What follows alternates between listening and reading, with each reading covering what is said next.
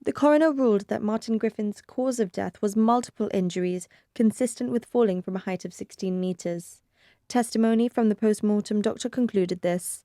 The 69-year-old fell from scaffolding that was 8 meters high on a platform 8 meters above the ground.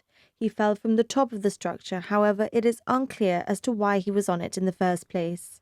His wife, Yvette Griffin, told the court that she and her husband had stopped in Gibraltar to look after the 5 villas at the sanctuary as they were friends of the developers.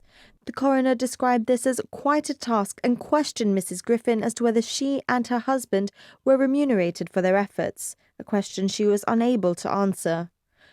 Testifying in court, the sanctuary developer Angela Miller said that Mr. Griffin recently had a hip replacement and was taking medication, adding that he had mentioned he would not go up the scaffolding just 2 weeks before the incident. An issue central to the inquest was whether the scaffolding had been safely erected at the site and whether stabilizers should have been used.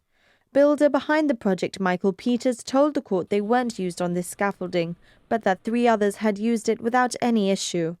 The gardener, who witnessed the incident, saw Mr. Griffin go up the scaffolding, adding that the whole structure moved when Mr. Griffin started to dismember it, before then falling. The coroner highlighted the issue of using stabilizers on the scaffolding, but counterbalanced this with the point that others had comfortably used the structure. A verdict of death by misadventure was ultimately returned.